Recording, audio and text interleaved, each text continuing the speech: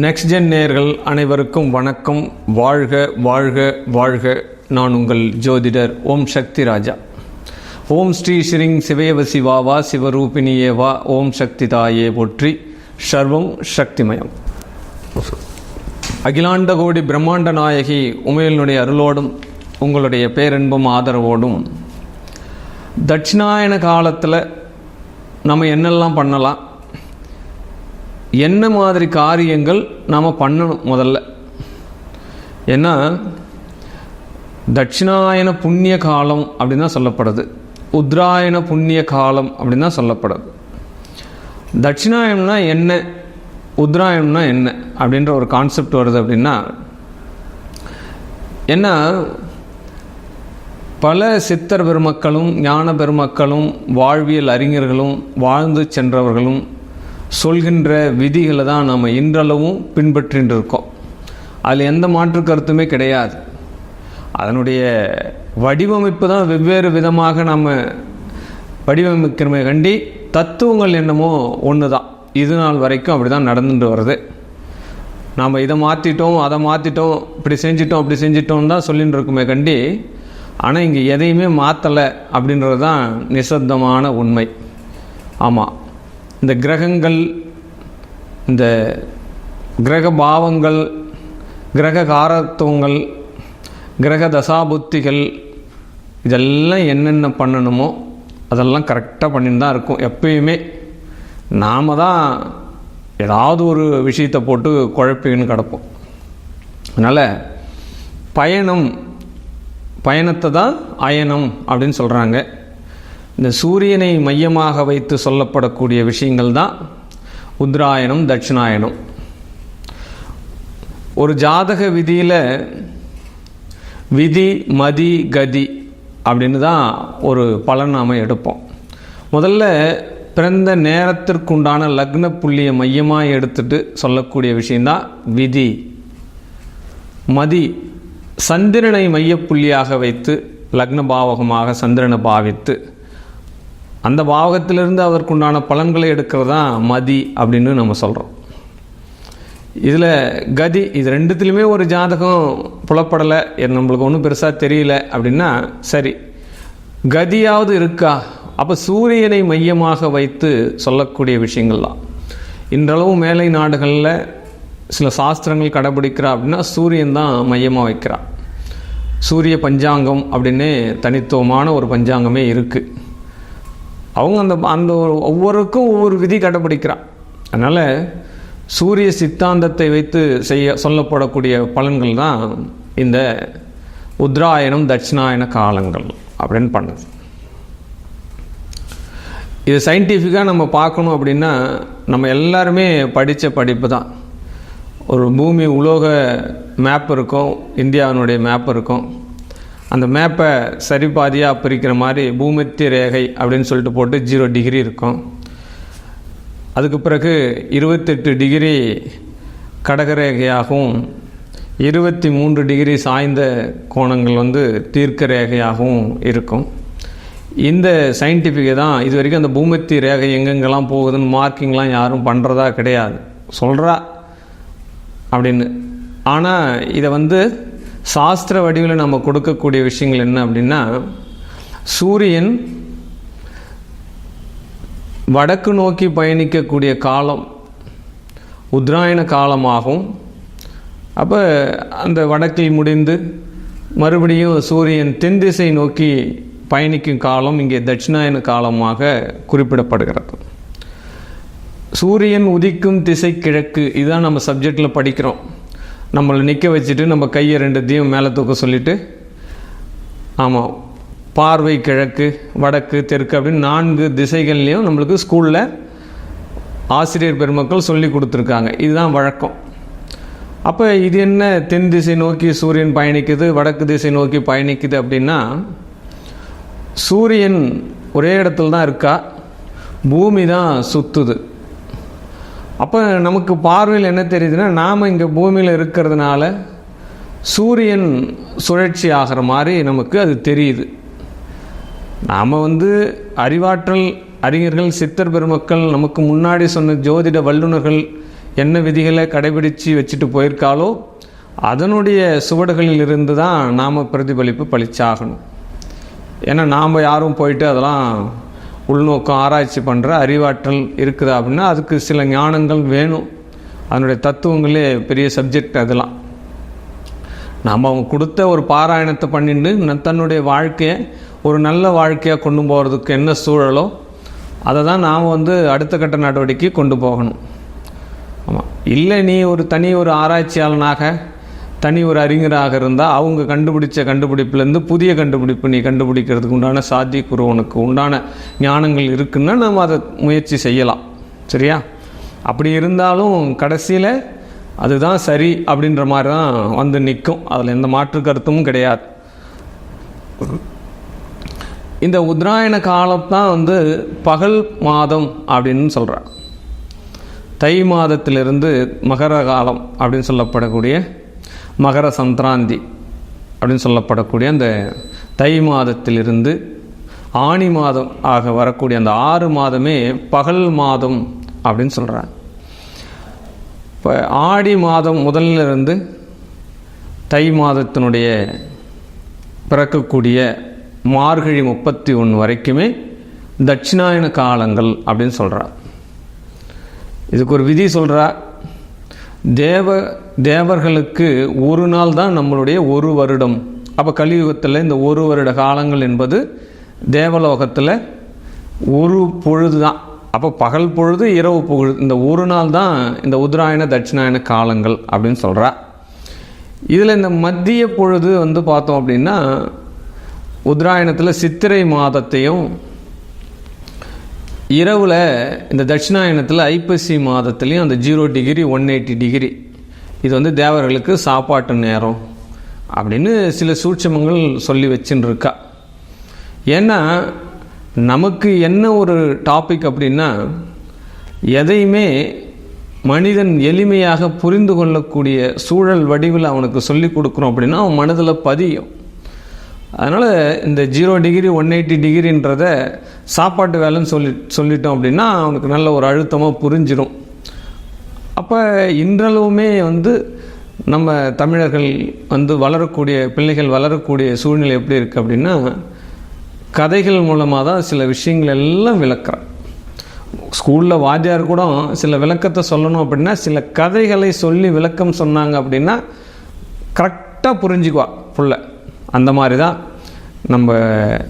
நம்ம ஒரு விஷயத்தை புரிஞ்சுக்கணும் அப்படின்னா சில விதிமுறைகளை ஆசிரியர்கள் குருமார்கள் பின்பற்றி இருக்கிறார்கள் அப்படி தான் சொல்லப்பட்டது.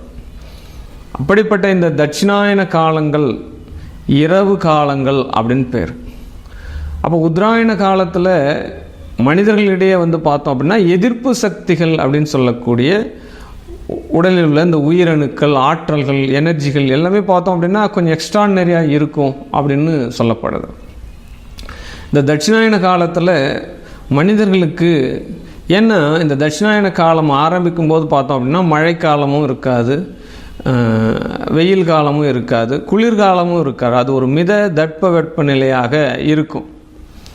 இப்படிப்பட்ட இந்த சூழ்நிலை கால சூழ்நிலை மாறும்போது அந்த உடல் அமைப்புக்கு ஏற்ற காரத்துவம் மாறும்போது நோய் நொடிகள் பிணிகள் எல்லாம் மனிதனை தாக்கும், கிருமிகள் உருவாவதற்கு உண்டான சூழல்கள் ஏற்படும் அப்படின்னு சயின்டிஃபிக்காக ஆராய்ச்சி பண்ணி வச்சுருக்கா.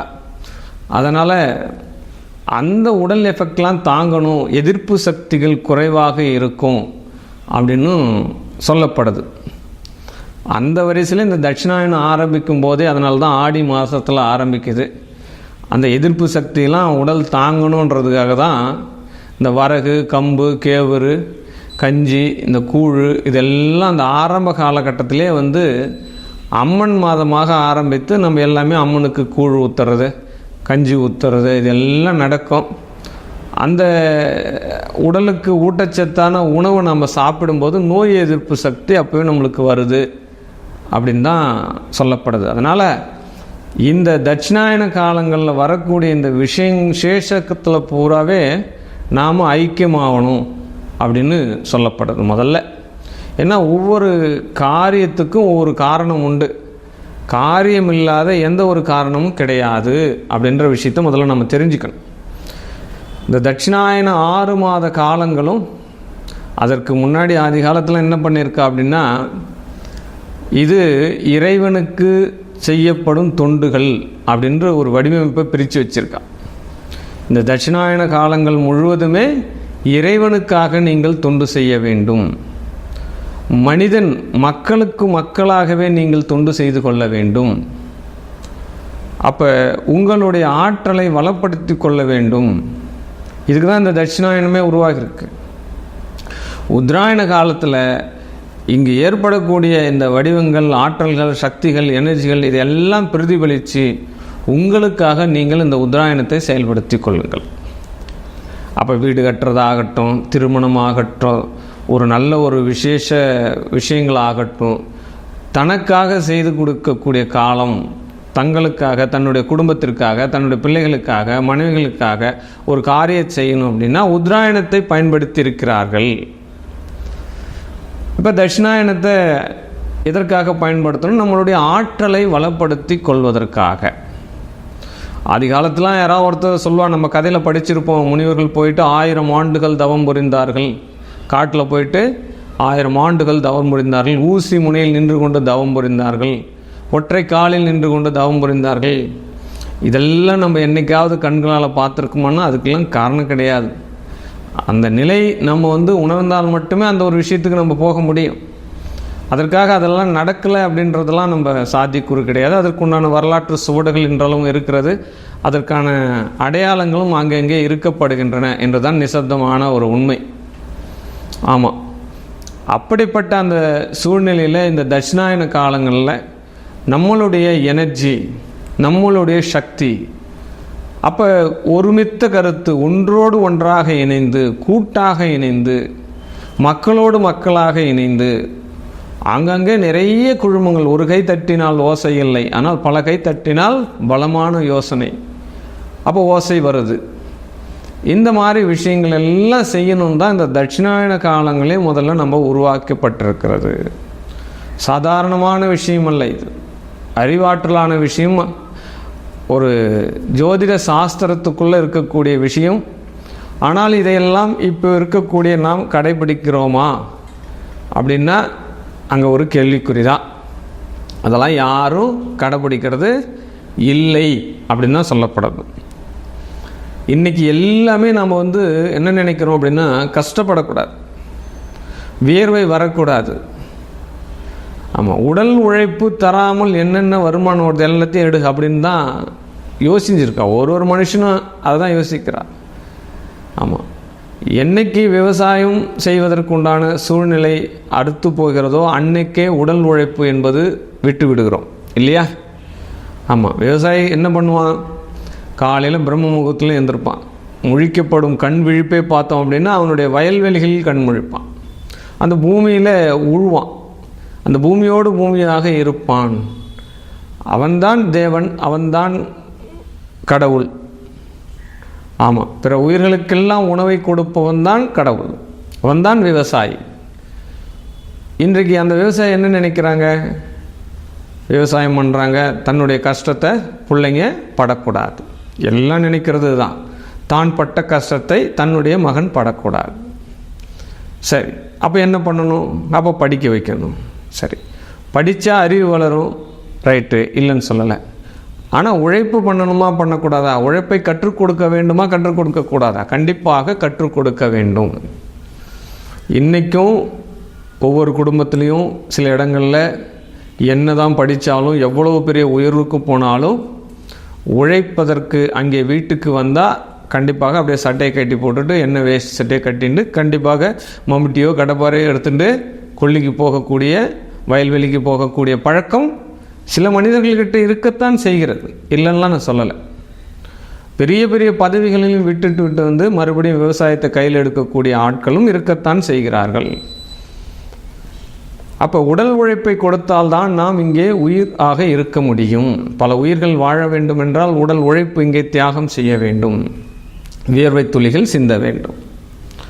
அப்போ இந்த தட்சிணாயன காலம் என்பது உங்களுடைய சக்தியை மேலோக்கி கொள்ள வேண்டும். எப்படி சார் சக்தியை நாம் எப்படி மேலோக்கி கொள்வது? அதற்குண்டான வழிகள் என்ன? அதற்குண்டான முயற்சிகள் என்ன? அதை எப்படிலாம் ஃபாலோ பண்ணால் நம்மளுக்கு எனர்ஜி வரும். இப்போ இது ஒன்று நம்ம இன்றைக்கி தான் புதுசாக சொல்லணுன்றதான் இல்லை. சொல்லப்பட்ட விதிகளை நாம் மீண்டும் மீண்டும் சொல்லிக்கொண்டே இருக்க வேண்டும். இதுதான் தத்துவம். ஆமாம், நாம் இன்றைக்கி புதுசாக இந்த ஏட்டை மாற்றுறதோ செயல்களை மாற்றுறதோ கூடாது.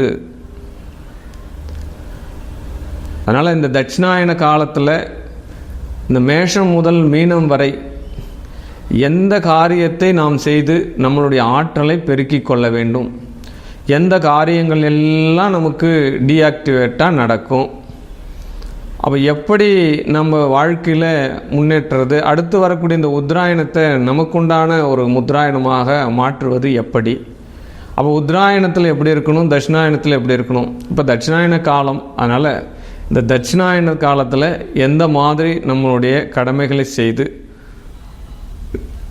என்னென்ன பூஜைகள் புனஸ்காரங்கள் செய்து நம்மளுடைய மனதையும் உடலையும் ஒருமித்தே எடுத்து போயிட்டு நாம் வாழ்க்கையில் வெற்றி பெறுவது எப்படி அப்படின்ற ஒரு சப்ஜெக்டு தான் உங்களுக்கு நான் மேஷத்திலிருந்து மீனம் வரை சொல்ல போகிறேன்.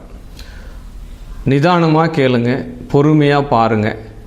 இந்த தட்சிணாயன காலத்தில் உங்களுக்கு வெற்றி உறுதி, அதில் எந்த மாற்று கருத்தும் கிடையாது. வாழ்க வாழ்க வாழ்க. கும்பராசினியர்களுக்கு அநேக வணக்கங்கள், ஆனந்த வணக்கம். இந்த தட்சிணாயன காலத்தை உங்களுக்கு உண்டான காலமாக எடுத்துக்கொள்ளுங்கள். எப்படி சார் கும்பராசிக்காரர்கள் எப்படி நமக்கு உண்டான காலமாக எடுத்துக்கிறது? இறைவருள் இருந்தால் உங்களுக்கு திருவருள் கிடைக்கும்.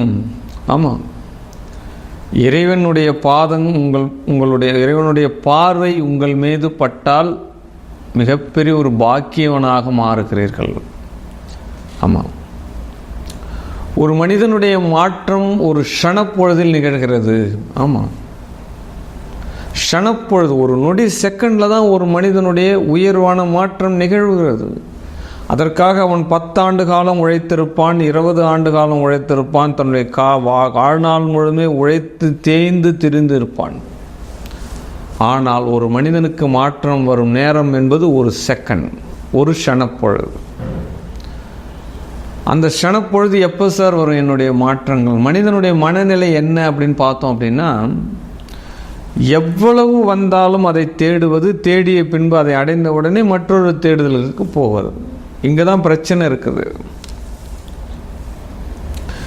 இந்த கும்பராசிக்காரர்கள் பார்த்தோம் அப்படின்னா நாசுக்காக எதையும் செய்யக்கூடிய ராசி அப்படின்னு பேர். நாசுக்காக செஞ்சிருவாங்க சார். உனக்கும் வலிக்கக்கூடாது, எனக்கும் வலிக்கக்கூடாது, அப்படி ஒவ்வொரு விஷயத்திலையும் அப்படியே மெதுவாக காரியத்தை சாதிக்கக்கூடிய ராசி எதுன்னு பார்த்தோம் அப்படின்னா அதில் கும்பராசி தான் மிக மிக முக்கியமாக சொல்லப்படும். அதீத நுட்பம், மதிநுட்பம்னு பேர் அதுக்கு. எல்லாமே சொல்கிறா எண்ணம் போல் வாழ்க்கை அப்படின்னு. சில இடத்துலலாம் இதை சொல்லும்போது என்ன சொல்கிறா அப்படின்னா, நான் நல்லது தான் செய்கிறேன், நல்லது தான் பண்ணுறேன், ஆனால் எனக்கு நடக்கிறது எதுவுமே நல்லது நடக்க மாட்டுதே, நான் என்ன பாவம் பண்ணேன் இந்த பூமியில் அப்படின்னு என்ன கேட்குறா. எண்ணம் என்பது மனது அப்படின்னு பேர். எண்ணம் தான் மனது. மனது என்பது கிரக காரகத்துவத்தில் சந்திரன் அப்படின்னு பேர். அப்போ ஒவ்வொரு நாளும் சந்திரன் செய்யக்கூடிய செயல்கள் தான் வாழ்க்கை. இதை தான் எண்ணம் போல் வாழ்க்கை அப்படின்னு சொன்னான். அப்போ உங்களுடைய ஆரோஸ்கோப்பில் இந்த சந்திரன் ஆரோஸ்கோப் என்ன பண்ணுது அப்படின்னா ஒவ்வொரு நாளும் பயணம் பண்ணுது. அந்த பயணத்தின் மூலமாக நாம் எதெல்லாம் அனுபவிக்க போகிறோம் அப்படின்றத தெரிஞ்சுக்கிறது தான் வாழ்க்கை அப்படின்னு சொல்கிறான். அப்போ சந்திரன். அதனால் இந்த கும்பராசி நேயர்களுக்கு மதிநுட்பம் அதிகமாக இருக்கும். ஆமாம், அவங்களுடைய எண்ண ஆற்றல் என்ன பண்ணுமா, அவ்வளோ பெரிய பலம் வாய்ந்த எண்ணமாக இருக்குமா. இவங்க மனசில் யாராவது ஒருத்தனை மனசில் வச்சு திட்டினாங்கன்னா அவன் காலி. ஆமாம், யாராவது ஒருத்தவங்க மேலே சாபம் கொடுத்தாங்கன்னா அவன் காலி. சில பேருக்கெல்லாம் பார்த்தோம் அப்படின்னா ரெட்டை நாக்குன்னுவா, அவனுக்கு கருநாக்கு அப்படின்னு சொல்லுவாள். எப்பா அவள் வாயில் அகப்படாத, அவள் ஏதாவது சொல்லிவிட்டு அப்படியே பழிச்சிடும் அப்படின்னா. இந்த கும்பராசியில் இருக்கிறவங்க கிட்ட ஜாக்கிரதையாக இருக்கணும். அவங்க நினைச்சாலே நம்ம காலி அப்படின்னு நினச்சிக்கணும். மதிநுட்பம் அதிகமானவர்கள், அப்போ எண்ணங்களை ஈர்ப்பு மிகுந்தவர்கள் அப்படின்னு அர்த்தம். ஈஸியாக ஃப்ரெண்ட் ஆகக்கூடிய ராசி எதுன்னு பார்த்தோம் அப்படின்னா கும்பராசி. ஆமாம், அது ஆணாக இருந்தாலும் சரி பெண்ணாக இருந்தாலும் சரி அவ்வளவு ஈஸியாக, ஆமாம், பார்த்த உடனே பரிச்சயமாகக்கூடிய ஒரு ராசி. நீண்ட நாள் பழகக்கூடிய ஒரு விஷயம் நடந்திருக்கும், நீண்ட நாளாக பழகின மாதிரி ஒரு ஃபீலிங் கொடுக்கக்கூடிய ஒரு ராசி பார்த்தோம் அப்படின்னா அது கும்பராசியாக இருக்கிறதுக்கு சான்சஸ் நிறைய இருக்குது. சுத்தமாக இருக்கும் சார் அவங்க மனசு, தூய்மையான மனம் கொண்டவர்கள். மன தூய்மை ரொம்ப ரொம்ப முக்கியம். இன்னைக்கு அகம் புறம் ரெண்டு விஷயம் இருக்குது.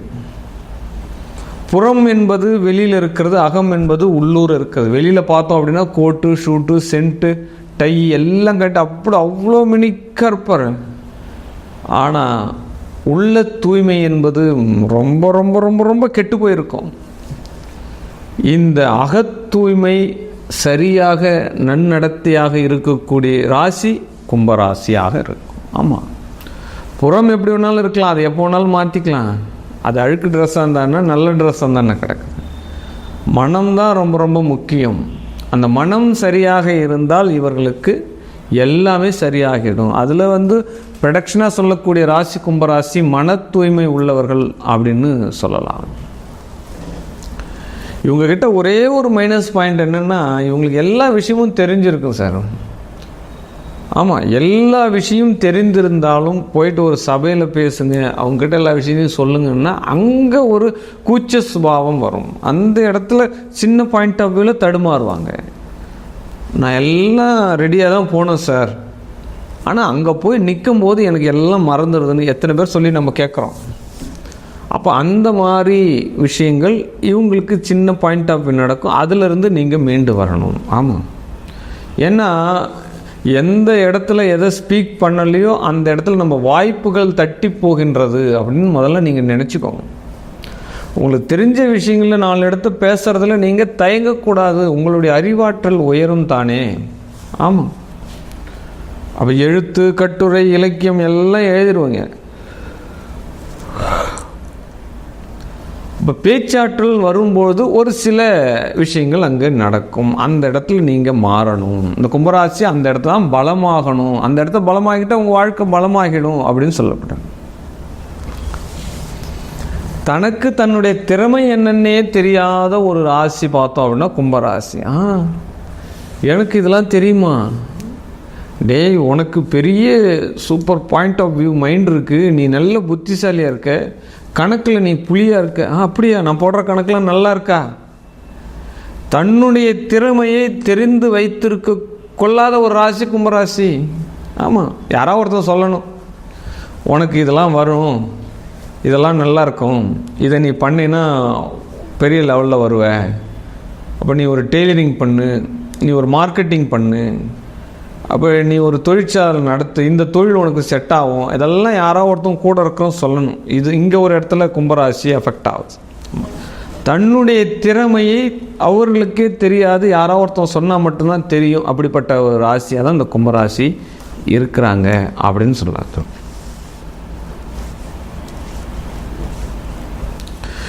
இந்த கும்பராசியில் என்னென்ன மைனஸ்ன்றதையும் நீங்கள் தெரிஞ்சுக்கணும். ஒரு பெரிய ஒரு ஹோப்பாக கூட்டாக பண்ணக்கூடிய விஷயங்கள் இவங்களுக்கு கொஞ்சம் டிஸ்டர்பன்ஸ் தான் கொடுக்கும். அந்த மாதிரி ஒரு கெப்பாசிட்டி வர்றதுக்கு கொஞ்சம் சாத்தியக்கூறு கம்மின்னு தான் சொல்லப்படுது. மக்கள் சக்தியை உருவாக்குவதற்கு உண்டான ஒரு சூட்சமத்தை இவர்கள் இங்கே தடுமாறுகிறார்கள். ஆமாம், மக்களோடு மக்களாக, மக்களோடு ஒரு மாபெரும் தலைவனாக, எனக்கு நான் என்ன பார்த்துக்கிறேன்பா, ஆமாம் எனக்கு அந்த வேலைலாம் வேணாம், வாண்டடாக இழுத்து போட்டு உட்கார வச்சா கூட இவங்களுக்கு அங்கே இடத்துல ஒரு சின்ன தடுமாற்றம் வரத்தான் செய்கிறது அப்படின்னு சொல்லப்படுது. ஒன்று திரட்டும் சக்தி கொஞ்சம் குறைவாக இருக்கு. ஆனால் இவர்கள் சுயமாக முன்னேறக்கூடிய ஒரு சுயம்பு லிங்கமாக இருக்கிறார்கள் அப்படின்றதுல எந்த மாற்று கருத்தும் கிடையாது. நமக்கு ஏம்பா ஊர்வம்பு, உலக விஷயம், நம்மளை நம்ம பார்த்துக்கினாலே போதுமே அப்படின்னு ஒரு மூலையில் ஒரு சொல்லிகிட்டே இருக்கிற மாதிரி தான் இவங்களுக்கு இருந்துகிட்டே இருக்கும் அப்படின்னு சொல்லப்படுது. சில காலங்கள் இவர்களோடு மாந்திரீகம் தொடர்பு வரும் அப்படின்னு சொல்லப்படுது. இந்த கும்பராசியோடு என்ன பண்ணுறா அப்படின்னா மாந்திரீகத்தோடு தொடர்பு வருவா அப்படின்னா வரும். ஆமாம், அதில் ஒரு நம்பிக்கை வந்துடும் இவங்களுக்கு அப்படின்னு சொல்லப்படுது. சில காலத்தில் டச் ஆகும். சில தசாபுத்திகள்லாம் இதெல்லாம் சட்டம். வாகன யோகங்களுக்காக உருவாக்கப்பட்டவர்கள் தான் கும்பராசி. ஆமாம், வாகன யோகங்கள். இந்த கலியுகத்தில் தான் வாகனம் சொல்லிட்டு இருக்கோம். அதீத காலத்தில் எல்லாமே நம்ம என்ன சொல்லுவோம் இந்த வாகனத்தை அப்படின்னா கால்நடைகள் அப்படின்னு சொல்லுவோம். ஆமாம், ஒரு வீட்டில் மாடு கண்ணு இருந்தால் தான் அந்த வீடுக்கு ஒரு மரியாதை உண்டு. அப்போ தான் சொல்லுவோம். அப்போவே கேட்பா, கால்நடை வாங்குகிற யோகம் இருக்கா, எங்கள் வீட்டில் மாடு தங்குமா, அப்போ மாடு யோகம் உண்டா அப்படின்னு கேட்பா. அப்போல்லாம் 4 கால் உள்ளது மாடு, இப்போ 4 டயர் உள்ளது வாகனம். அப்போ இந்த காலகட்டத்தில் ஒரு வீட்டுக்கும் கார் இருந்தால் தான் மதிப்பாக நினைக்கிறா. அதனால் வாகனங்கள் யோகம் பார்த்தோம் அப்படின்னா இந்த கும்பராசிக்காரர்களுக்கு உண்டு. கண்டிப்பாக கும்பராசி வீட்டில் 4 சக்கரம் உள்ள வண்டி வந்துடும். அதில் எந்த மாற்று கருத்தும் கிடையாது. கண்டிப்பாக அவளே வாங்கிடுவான். அதுக்கெல்லாம் நல்ல ஒரு திறன் வாய்ந்தவர் தான் இந்த கும்பராசி அப்படின்னு சொல்லப்படுது. பிள்ளைகள் தான் சார் சரியில்லை உங்களுக்கு. இந்த கும்பராசிக்கு ரொம்ப ரொம்ப நம்பிக்கையாக வளர்ப்பாங்க சார் பிள்ளைகளை. இந்த பிள்ளைகள் செய்யக்கூடிய செயலில் இந்த கும்பராசிக்காரர்கள் கொஞ்சம் மன உளைச்சல் அதிகமாகிடுவாங்க சார். ஆமாம், எங்கெல்லாம் இவங்க ஏமாற்றத்தை சந்திக்கிறாங்கன்றது தெரிஞ்சுக்கணுமே. கும்பராசிக்காரர்கள் பிள்ளைகள் மேல் வைக்கக்கூடிய அலாவித எதிர்பார்ப்பில் அங்கே சின்னதாக ஒரு ஏமாற்றம் நடந்து தான் போகிறது. ஆமாம், அதிலிருந்தெல்லாம் மீளணும். நம்ம இதுக்கு தான் இந்த தட்சிணாயனத்தை எப்படியெல்லாம் நம்ம ஃபாலோ பண்ணணுன்ற ரகசியம் உங்களுக்கு தெரிஞ்சிருக்கணும். ஆமாம், இதெல்லாம் நம்மளுக்கு மைனஸ் அப்படின்னு முன்கூட்டியே தெரிஞ்சு அதிலிருந்து மீளறதுக்கு உண்டான ஒரு விஷயத்தை நம்ம கையில் எடுக்கிறோம் அப்படின்னா அதிலிருந்து நம்ம பாதுகாத்து கொள்ளலாம் இல்லையா. ஒரு கவசம் மாதிரி நம்ம எடுத்துக்கலாம் இல்லையா. சில பேர் என்ன பண்ணுவா, குறுக்கு விசாரணை பண்ணுவா. எனக்கு எழுதியிருக்கிறது தலையெழுத்து, இது நடந்து தானே தரணும், இதெல்லாம் நான் ஃபாலோ பண்ணிட்டு இருக்கிறதுக்கு என்ன, அது ஃபாலோ பண்ணோம்னா அது நடக்காத விட்டுருமா, அப்போ அது மாறிடுமா, அது கிரகம் மாறிடும். நிறைய குறுக்கு இல்லைன்னு கேட்பா. அவளாம் நினச்சா சிரிப்பாக தான் வரும். இறைவன் தான் உன்னை படைச்சிட்டானே, உனக்கு தினம் தினம் உணவுகளை கொடுத்து தான் செய்கிறானே, அந்த உணவு போதும் தானே, அந்த உணவை மீறி நீயா போய் உழைச்சி எனக்கு இன்னமும் வேணும்னு எதுக்கு உருவாக்கின்னு உட்காந்துருக்க. அப்போ ஆசைகள், அப்போ அந்த ஆசைகள் அளவாக இருந்த வரைக்கும் சந்தோஷம்தான். பேராசையாக மாறும்போது தான் துன்பமாக வருகிறது. அப்போ வரக்கூடிய பிரச்சனைகள் கும்பராசிக்கு பிள்ளைகளால் சிறு ஏமாற்றத்தை கொடுத்து தான் தீரும். அதிலிருந்து நம்மளை பாதுகாத்துக்கிறது தான் பகவான்கிட்ட நம்ம வேண்டிக்கிறோம், அவ்வளோதான். தொழிலில் மிகப்பெரிய ஒரு தொழில் அமைப்புகளை ஏற்படுத்தக்கூடிய ஒரு ராசி தான் கும்பராசி. ஆமாம், பெரிய பெரிய மிராக்கள். இந்த சுரங்க பணியெல்லாம் கும்பராசிக்காரர்கிட்ட எடுக்கிறாங்க அப்படின்னா அவங்களாம் சாதனை செய்வாங்க. ஆமாம், அகழ்வாராய்ச்சி துறை, பிறருக்கு பிரச்சனையாக இருக்கக்கூடிய தொழில்கள்லாம் இவங்க போனாங்கன்னா கையில் எடுத்துருவாங்க. அதெல்லாம் அதீத திறமை வாய்ந்தவர்கள் அப்படின்னு சொல்லலாம் இந்த கும்பராசி. ஆமாம், பெரிய பெரிய பாசிட்டிவ் பண்ணுவாங்க. தொழிலெலாம் இவங்க பல தலைமுறைகளுக்கு வரக்கூடிய ஒரு தொழிலெலாம் கையில் எடுப்பாங்க. ஆமாம், நான் பண்ணேன், என்னுடைய புள்ள பண்ணுறான், என்னுடைய பேரை பண்ணேன், அப்படி பரம்பரையாக இந்த தொழில்கள்லாம் வரக்கூடிய விஷயங்கள்லாம் யாருன்னா இந்த கும்பராசிக்கு அது அதீத யோகியதையாக இருக்கும் அப்படின்னு சொல்லப்படுறோம். இந்த கும்பராசிக்காரர்கள் பார்த்தோம் அப்படின்னா பிள்ளைகளால் சற்று தடுமாற்றம் நிற்கத்தான் செய்கிறார்கள். மதிநுட்பத்தில் கொஞ்சம் எங்கேயோ தடுமாறுகிறார்கள். இதெல்லாம் சரி பண்ணுறதுக்கு தான் இந்த தட்சிணாயன புண்ணிய காலம் அப்படின்னு சொல்லப்படுது. தட்சிணாயன காலம், அதுவும் புண்ணிய காலம் சொல்கிறார். இந்த மனிதன் இந்த தட்சிணாயன காலத்தில் எடுக்கக்கூடிய இந்த இறையருள் திருவருளாக பெற்று அந்த தட்சிணாயனத்தில் ஒவ்வொரு மாதத்திலும் வரக்கூடிய இறைவனுடைய ஆசிகளை எடுத்து விசேஷங்களில் கலந்துண்டு ஒரு விழாக்களிலும் ஒரு விசேஷங்கள் அதனுடைய வரலாறுகளை தெரிந்து அதனுடைய தாத்ரீகத்தை புரிஞ்சு நீங்கள் செயல்பட்டு காலையில் எழுந்துருங்க, பிரம்ம முகூர்த்தத்திலேருந்து மார்கழி மாதம் முழுவதுமே பஜன் செய்யுங்க, ஹரிஹரி கோவிந்தா பஜ கோவிந்தா அப்படின்னு சொல்லுங்கள். அப்போ இதெல்லாம் செய்யறது ஏற்கனவே நெறிமுறை இருக்கப்பட்ட விஷயம்தான். இதெல்லாம் இந்த கலியுகத்தில் நம்ம ஜம்ப் பண்ணி போயிடுறோம், ஒரு விஷயத்தையும் ஜம்ப் பண்ணுறோம். ஏன்னா நம்ம இன்னும் ஃபாஸ்ட்டாக இருக்கிற மாதிரியே நினச்சிட்டு ஃபாஸ்ட்டாக இருந்து ஃபாஸ்ட்டாக போயிடுறோம். அப்போ வாழ்ந்தவர்கள் எல்லாமே சில நெறிமுறைகளோடு தர்ம சாஸ்திரத்தோடு வாழ்ந்தாங்க. பல விஷயங்களை பின்னாடி வருபவர்களுக்கு சாஸ்திர முறையோடு சொல்லி கொடுத்துட்டு போயிருக்காங்க.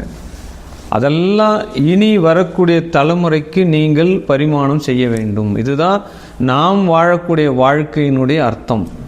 அப்போ நீங்கள் எப்படி வாழ்கிறீர்களோ அதுதான் பின்னாடி தலைமுறை வாழப்போகிறது. அப்போ ஒரு மனிதன் இன்றியமையாது ஒரு நன்னெறியோடும் நல்லொழுத்தோடும் வாழணும் அப்படின்னா அவனுக்கு சில சாஸ்திர அறிவுகள், சாஸ்திர ஞானங்கள் அதெல்லாம் ஒன்றும் இல்லை சார். தன்னுடைய வாழ்க்கையை சரியாக வச்சுக்கிறது தான் இந்த சாஸ்திரமே, வேற எதுக்கும் கிடையாது. ஒழுக்கம் தான் சாஸ்திரம். அப்போ இந்த ஒழுக்கம் எங்கிருந்து வருகிறது அப்படின்னு பார்த்தா, ஒழுக்கம் எப்பொழுதுமே ஆன்மீகம் தான் ஒழுக்கம். ஒரு மனிதனை ஒழுக்கம் மிகுந்தவனாக மாற்ற வேண்டும் என்றால் அதற்கு சரியான வழிகாட்டுதல் ஆன்மீகம். அப்போ அந்த ஆன்மீகம் சரியான முறையில் உங்கள் பிள்ளைகளுக்கோ உங்களுக்கோ கிடைக்குமாயின் அடுத்த விஷயம் சரியாகத்தான் இருக்க போகிறது. அதில் இந்த கும்பராசி இந்த தட்சிணாயன காலத்தில் இறைவரனும் திருவருளும் பெற்று அடுத்த உத்தராயண காலத்தில் மிகப்பெரிய ஒரு பராக்கிரசாலியாக மாறணும். வாழ்க வாழ்க வாழ்க.